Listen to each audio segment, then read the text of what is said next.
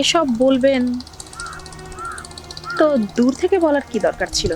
জানেনই তো স্বামী বিদেশ থাকে, কাছে এসে বললেই পারতেন।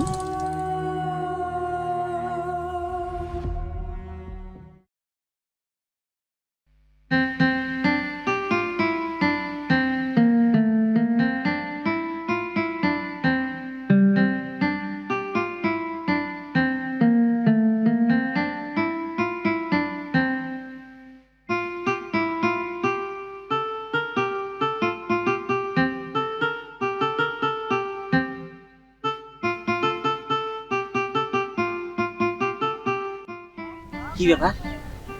এটা রহিজের বউ কমলা বানু না?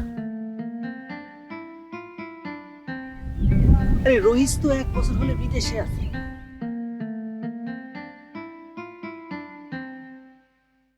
ওর তো মনে হয় রে কমলা বানু খুব কঠিন সময় পার করতেছে।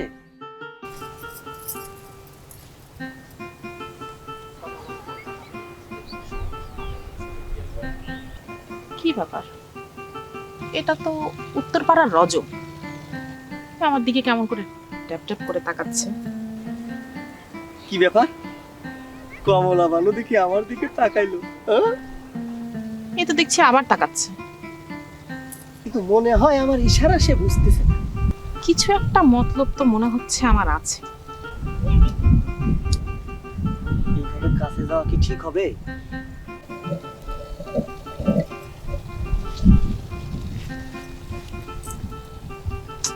না, ও তো দেখছি আবার আমার দিকে তাকাচ্ছে। দূর থেকেই মনে হয় ঘটনাটা আরো জমাতে হবে।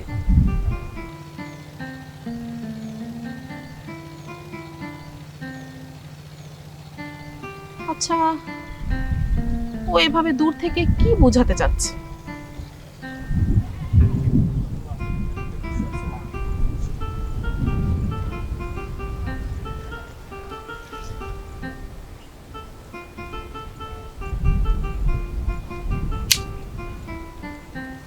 কি ব্যাপার? রজব আবার লাঠি ভাঙলো কেন?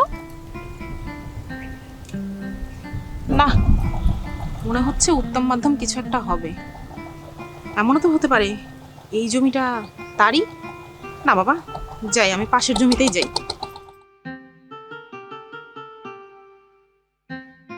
কি ব্যাপার? এই কমলা বানু চলে যাচ্ছে মানে? আরে লাঠি ভাঙা দিকে কি ভয় পাইছে নাকি? ইস রে, আরে আমি তো লাঠি ভাঙছি এই ভাঙা লাঠি জোড়া লাগানোর জন্য। এটা কি ও বুঝতেছে না? আমি কি তারে বুঝাইতে পারতেছি না নাকি? হ্যাঁ,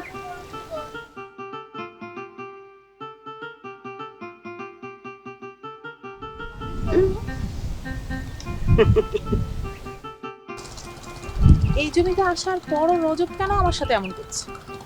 আচ্ছা, এটা ভেবে দেখি তো, রজব বারবার ওই লাঠিটা জোড়া লাগাচ্ছে কেন? সে কি ইশারা করে আমাকে কিছু বোঝাতে চাচ্ছে? হ্যাঁ, এটাই ঠিক।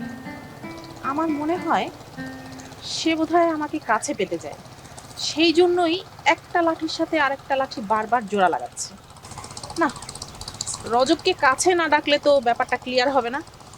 আমি বরঞ্চ ওকে ডাক দিই।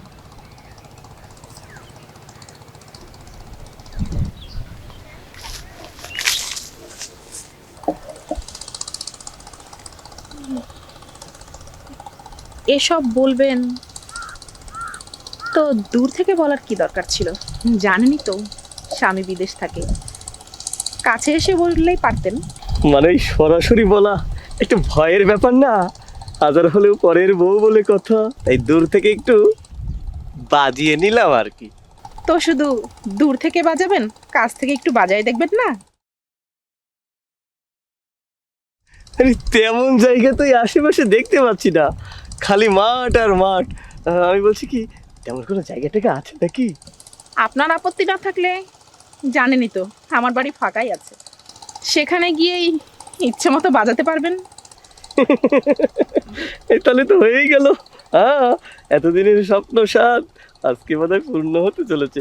তবে যাই, হ্যাঁ যাওয়া যাক। চলেন চলেন। জি জি জি।